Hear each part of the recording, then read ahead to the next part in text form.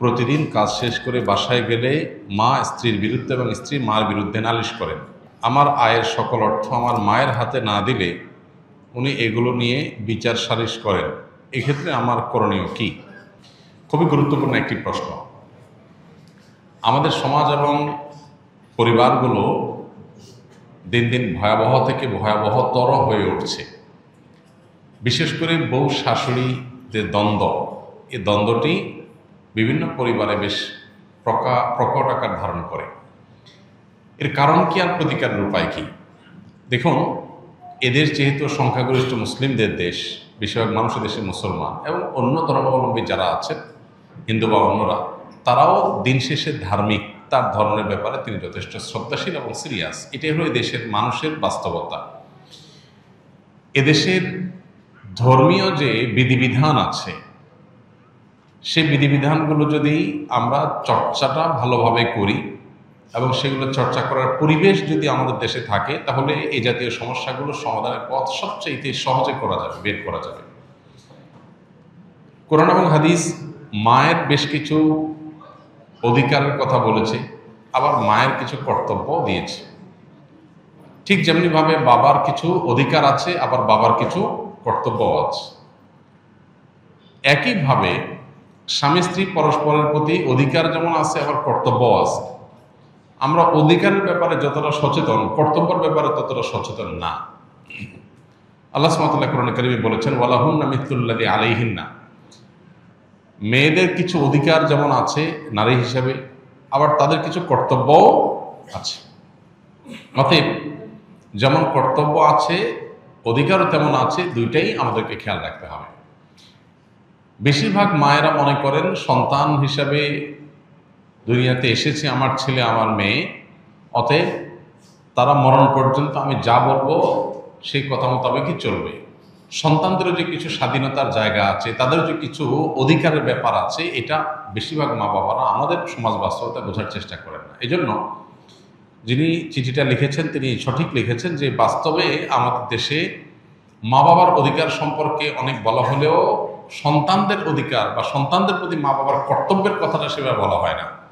আলহামদুলিল্লাহ, এই বিষয়ে আমাদের একটা দীর্ঘ ভিডিও অনলাইনে আমাদের ইউটিউব চ্যানেলে, অন্যান্য সোশ্যাল মিডিয়ার প্ল্যাটফর্মে আমাদের আছে, যেখানে আমরা সন্তানের প্রতি বাবা মার কর্তব্য বা সন্তানের অধিকারগুলো কী কী সেগুলো আলোচনা করেছি এবং এগুলো আলোচনা আরও বাড়াতে হবে। সন্দেহ নেই যে সন্তানের অধিকারের তুলনায় বাবা মার অধিকার বেশি, এই জন্য সে আলোচনাটা বেশি হবে, এটা অস্বাভাবিক নয়। কিন্তু সেটাই শুধু হবে আর সন্তানদের কোনো অধিকারের কথা আলোচনা হবে না, বাবা মারা জুলুম করবেন, সেটা কখনো হতে পারে না। মা হিসাবে, বাবা হিসাবে সন্তানের মধ্যে জুলুম করলে তার বিচারও আল্লাহ তাআলা করবেন। এটা গুরুত্বপূর্ণ একটা বিষয়। আর বউ শাশুড়ির দ্বন্দ্ব মূলত হয়ে থাকে এই জন্য যে পরস্পরের প্রতি আমাদের করণীয় বা কর্তব্য সম্পর্কে আমরা জানি না।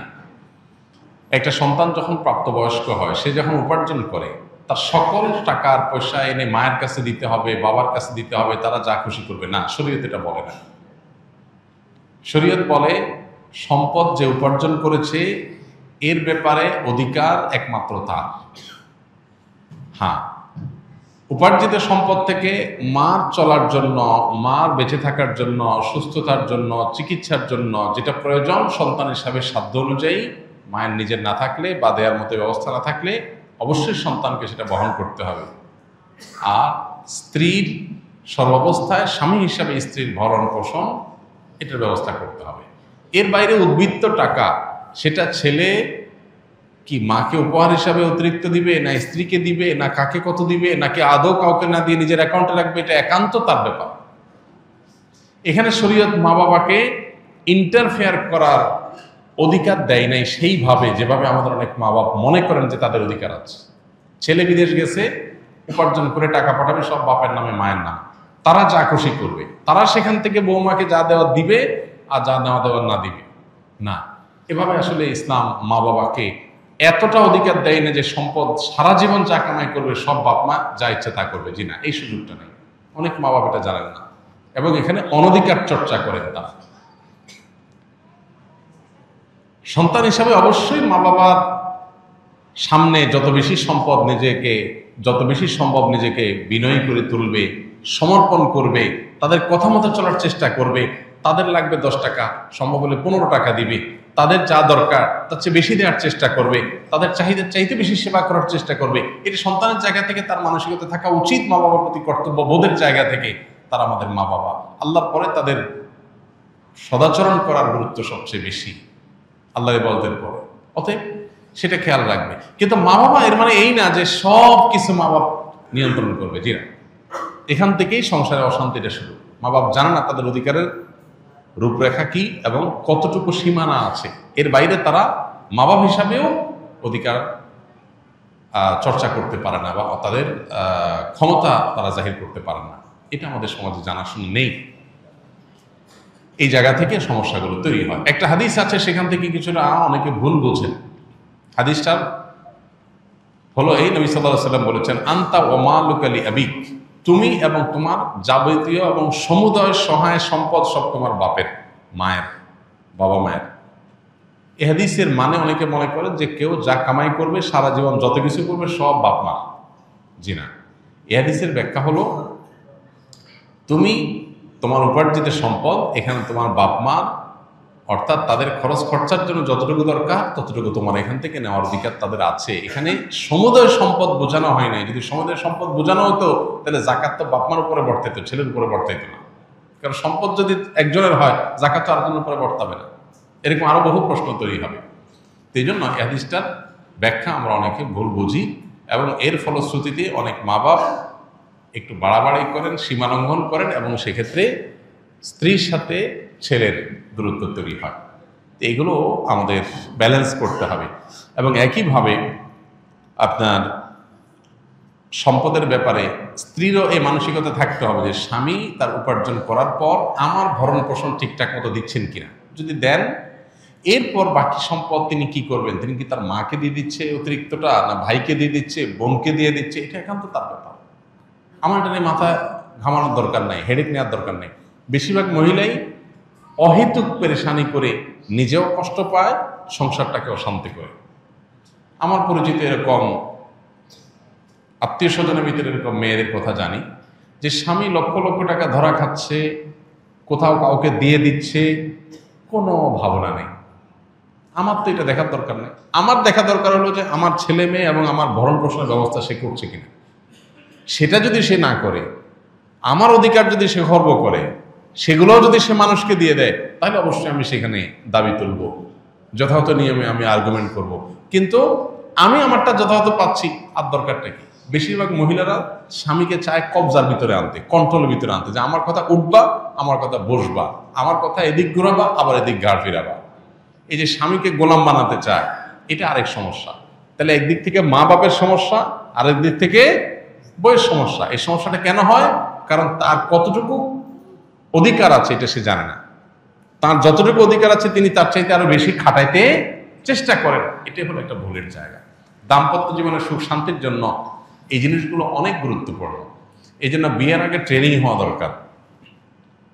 সন্তানকে ছেলে মেয়ে করে বিয়ে করাবেন, সেখানে কি করবেন কি না করবেন, কোথায় অধিকার খাটাতে যাবেন কোথায় খাটাতে যাবেন না, এগুলোর উপর ট্রেনিং হওয়া দরকার। আমার অনেক দিনের স্বপ্ন ইনশাআল্লাহ এরকম একটা ট্রেনিং ডেভেলপ করার, যে বিবাহ ইচ্ছুক ছেলে মেয়েরা এই ট্রেনিং করবে। ডে লং ট্রেনিং হবে, পাওয়ার পয়েন্ট প্রেজেন্টেশন হবে, যে তারা দাম্পত্য জীবনকে সুখী করবার জন্য তাদের কোন কোন পলিসি পদ্ধতি অবলম্বন করতে হবে, চ্যালেঞ্জগুলো কিভাবে ওভারকাম করবে, এই সব বিষয়গুলো থাকবে। ইনশাআল্লাহ খুব শীঘ্রই আমরা এটা হয়তো ঘোষণায় যাব এবং এই ট্রেনিংটা শুরু করব। তো আমাদের বাসা বাড়িতে যে অশান্তিগুলো আছে, যে কলহগুলো আছে, আল্লাহ তাআলা সেগুলোকে দূর করার তৌফিক দান করুন। সবাইকে যার যার অধিকার, সবাইকে যার যার করণীয়গুলো আদায় করার তৌফিক দান করুন। আমাদের বোনদের যারা স্ত্রী হয়ে কোথাও কারোর সংসারে আছেন, কারোর সাথে দিনাতিপাত করছেন, সেখানে নিজের অধিকারের চাইতে বেশি অধিকার খাটানোর চেষ্টা তার করা যেমন উচিত নয়, ঠিক একইভাবে মায়েদের বাবাদেরও উচিত নয় সন্তানের সম্পদ এবং উপার্জনের পরে অতিরিক্ত মাথা ঘামানো। কোনো ছেলে বউয়ের পিছনে টাকা একটু বেশি খরচ করে, একটু বউ পাগল বেশি হয়। মা বাপ হিসাবে তাদের দায়িত্ব হলো সন্তান সীমা ছাড়ায় গেলে তাকে সুন্দরভাবে বোঝানো যে বাবা ব্যালেন্স করো, পরিমিত হও, হিসাব নিকাশ করো, অতি পাগল হয়ে যেও না। এরপর যদি দেখা যায় যে না ছেলে ভুল বোঝে বা বৌমা ভুল বোঝে, তো বাপ মা হিসাবে তারা তাদেরটা পাচ্ছে কিনা তারা দেখবে, বাকিটা নিয়ে মাথা ব্যথা করবে না, বরং আল্লাহর পরে হাওয়ালা করে দিবে। কারণ বিয়ের পর বিশেষ করে কয়েক বছর পর্যন্ত, একটা নির্দিষ্ট সময় পর্যন্ত এই পাগলামিগুলো ছেলেরা করে। এরপরে আস্তে আস্তে হুঁশ ফিরে আসে, মাথায় ব্যালেন্স হয়, তখন সে আর আগের মতো পাগলামি করে না।